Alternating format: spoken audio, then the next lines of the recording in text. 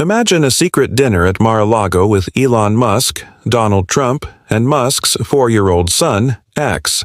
What happens next leaves the adults speechless. X says something so profound, it forces Musk and Trump to pause and reflect. Stay tuned to see how this unexpected moment changes everything. You won't believe what he said. Elon Musk's son tells Trump something that leaves him speechless.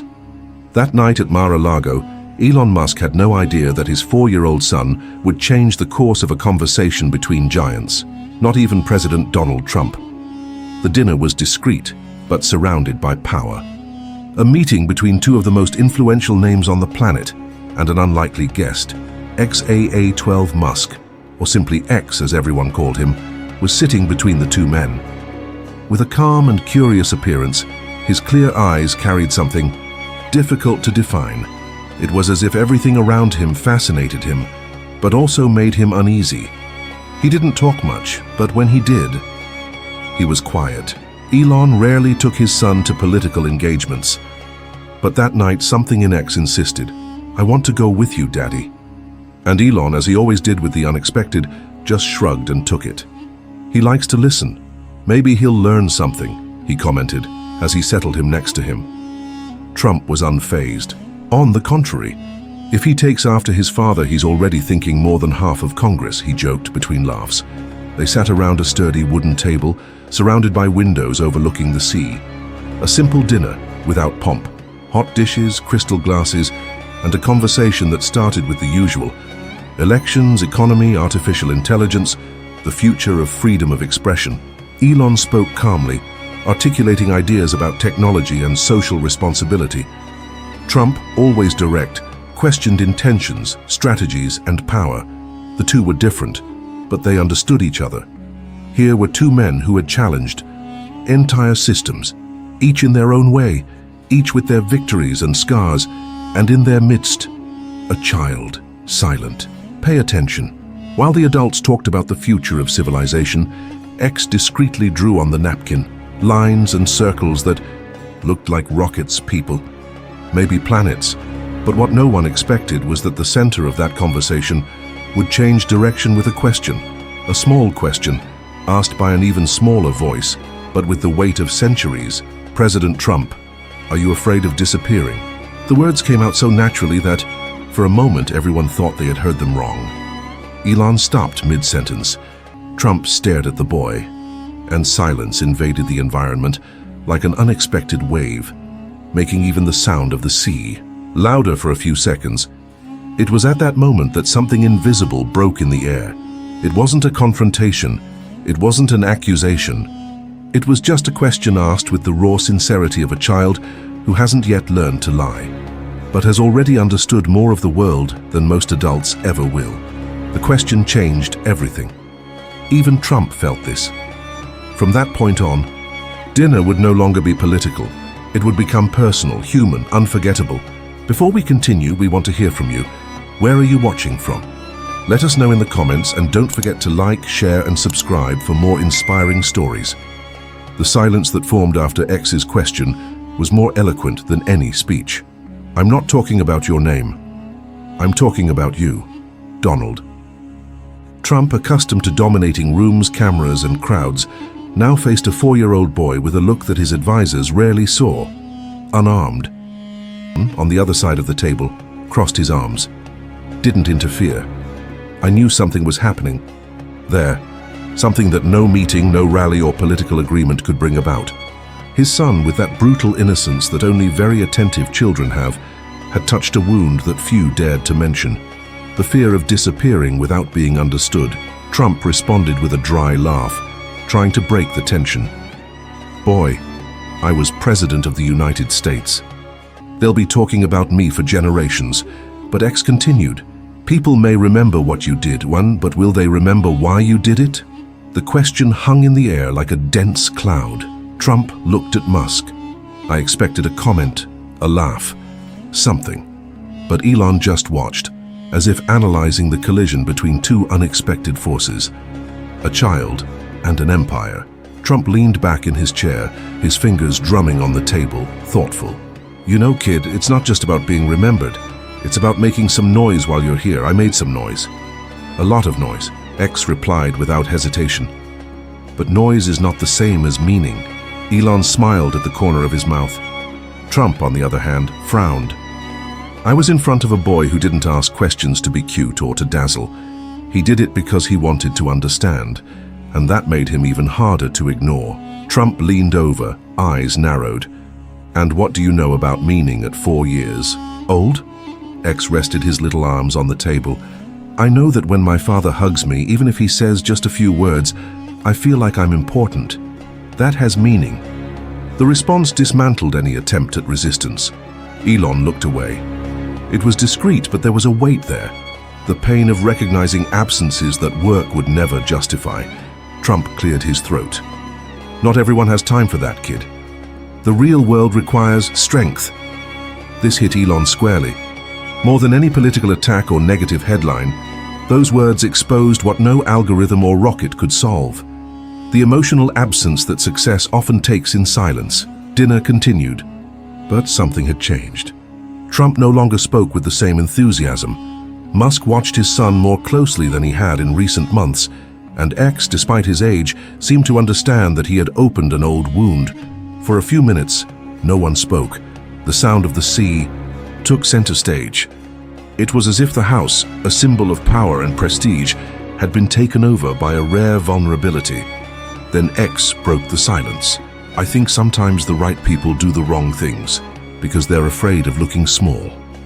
Trump was silent. Musk lightly bit his lower lip. That was a phrase he could have said about his own life, but he never had the courage to say it out loud. The weight of the conversation now was no longer about who won more, but rather about what was lost in the process. The dishes got cold, but no one cared. What they were digesting was bigger than the food. Trump stared at the boy. For the first time since the conversation began, his expression was neither cynical nor defensive. It was vulnerable. You talk as if you've seen it all before, as if you understand more than you do. X didn't hesitate. It's just that I listen a lot. The world talks all the time. Adults shout so much that they forget to listen. Trump narrowed his eyes, then let out a muffled laugh. You are not an ordinary child. I assure you of that. Musk, until then silent, finally broke his silence. He asks things I've avoided answering for years. Trump spun the glass silently. Then he said, did you know that before the presidency I thought I was invincible? Every building, every negotiation, every headline, everything was control. But being president shows you what you don't control. X bowed slightly. How will people remember you? Trump did not immediately respond. He remained silent. Then he responded without acting, I don't know anymore. It was at that moment that the change happened. The man who spent his life saying he knew everything finally admitted he didn't, and the room seemed smaller, less stage, more human. Musk then asked a direct question, which even he didn't know if he wanted to hear the answer to. And do you regret anything? Trump did not respond. Instead, he looked out the window at the dark sea. X, with his disconcerting calm, decided to ask what adults avoided. Have you ever let someone important go because you were too busy trying to be important? The silence cut like a knife. Musk swallowed hard. The question was also for him. He knew. Trump closed his eyes for a brief moment, and when he opened them, something had changed. Try. The answer was simple and brutal. What if you had a chance to change? That, X continued. I don't know if I deserve it, Trump responded. For the first time, without armor, Musk felt his stomach sink. X had said in minutes what he never had the courage to say to his own father. And now, here, his son made a man used to dominating the world admit that perhaps he hadn't always been a good man. It's just that sometimes when we fight so hard to be remembered, we forget who is on our side, said X. That was the turning point. It wasn't about politics, not even about fame. It was about people, about presence, about the invisible effects of power. Trump sat back, staring at the ceiling for a few seconds. Then he looked at Musk. Did you know that your son is harder to debate than the entire press? Musk laughed, low, but sincerely. I know. Trump looked at X again. And you, what would you do in my place? The boy responded with a calmness that disarmed them both. "I'd call whoever you kept waiting." Trump did not respond, but something inside him had clearly been touched. He turned his face away as if hiding a fragile moment. Musk just watched, for the first time, proud not of rockets, not of Tesla, but of something much rarer.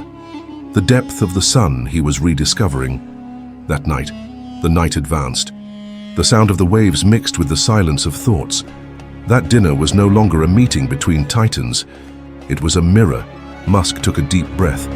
There was a tension in his chest, a weight he used to ignore with more work, more meetings, more plans, but not there.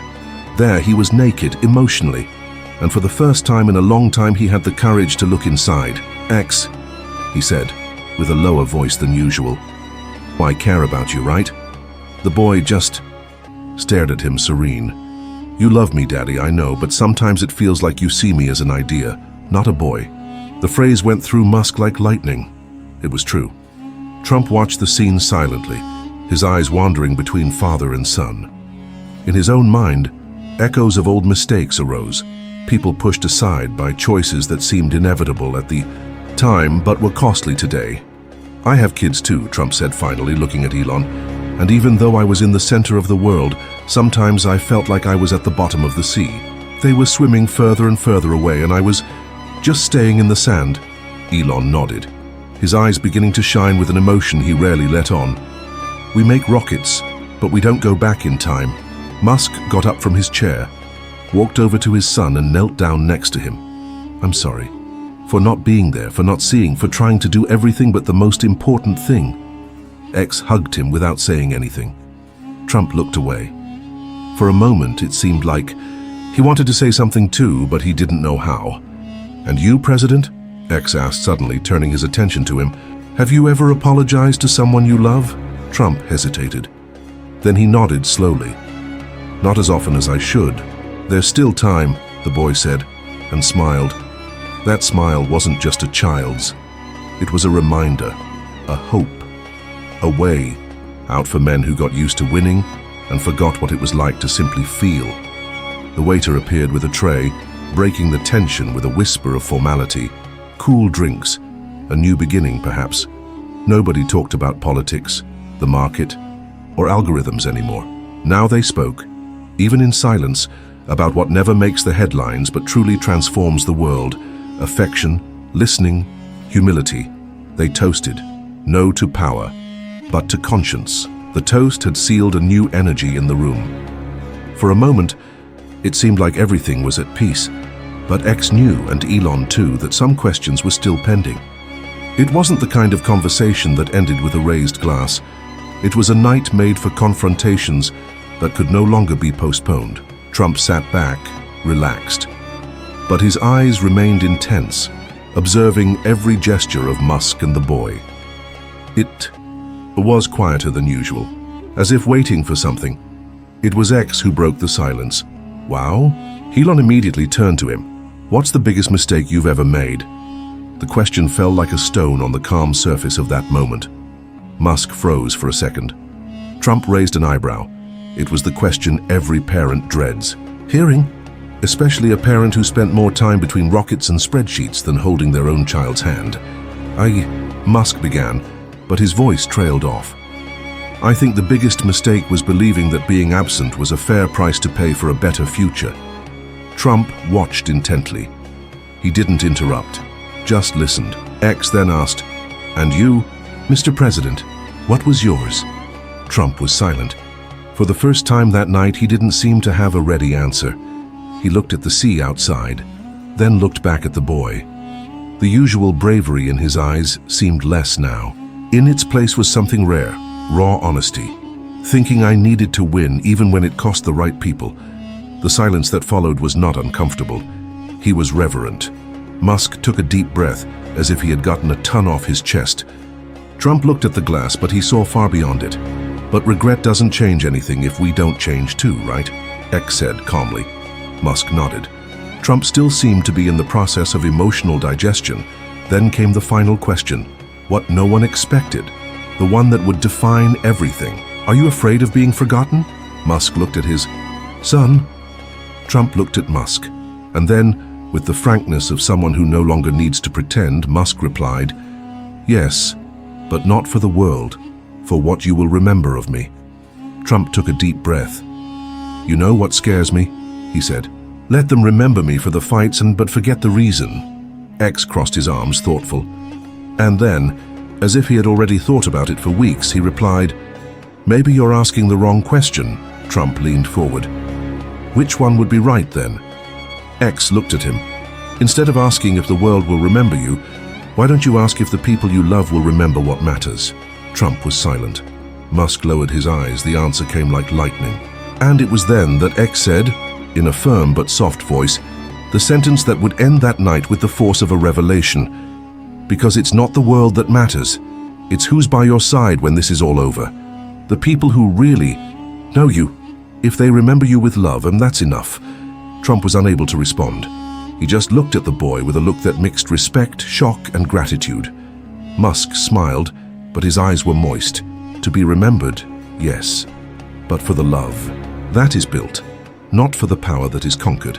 And the 4-year-old boy had won the game he didn't even know he was playing. Dinner ended in silence, but it wasn't the embarrassed silence of someone who didn't know what to say. It was the silence of someone who finally understood what they needed to hear. Musk, in turn, watched his son as if he was seeing something sacred, not a genius in the making, not a symbol of heritage, but an honest mirror, which revealed without filters everything that really mattered. "I guess I never thought of it that way," Trump said after a few minutes, his voice quieter than usual. "Most people don't," Musk replied calmly. "We live as if everything were eternal. But what really remains are the memories that others keep of us." Trump laughed lightly. "And generally, they're not the ones we put in the headlines." Trump looked at both of them. Then he took out his cell phone, typed something quickly, and placed the device on the table. "Message to my daughter. Just to talk." Musk smiled. "Good move." Trump sighed. "I'm not used to losing to kids." The climate was different, as if the air had changed density. Hardness had given way to humanity. Competition had given way to connection. And pride had given way to shared vulnerability. As the team collected dishes and organized the room, Trump stood up and walked to the window. He stayed there for a few seconds, looking at the sea. Then, with the sincerity of someone who no longer needs to prove anything, he said, "I always fought to be heard, but maybe I never really listened." Elon stood up too. With his son already sleeping in his arms, he replied, "There's still time." Trump turned, and for a moment he looked like a different man. "Musk, I thought tonight would be about strategy, politics, future." "It was," Elon said, looking at his son. "The real future was here all along." Trump took a step towards them, extended his hand, and with a firm shake said, "You are creating something more important than any rocket." "I'm trying," Elon replied, "but he teaches me more than I teach him." Trump looked at X, now sound asleep, and then something rare. Donald Trump smiled with his eyes. As Musk walked outside with his son on his lap, the night breeze enveloped them. The sound of the waves now sounded different, like nature's applause for a spectacle that no one had paid to see, but everyone needed to see. Months have passed since that night at Mar-a-Lago. The press never knew exactly what was discussed at that dinner. No tweets went out, no photos were leaked, no advisor gave an interview. But somehow the world realized that something had changed. Trump appeared quieter, Musk more present, and Exxon kept asking difficult questions. And now, I want to hear from you. What have you been doing today that really matters tomorrow? If this story touched your heart, share and subscribe to the channel, because sometimes a question from a child second changes everything.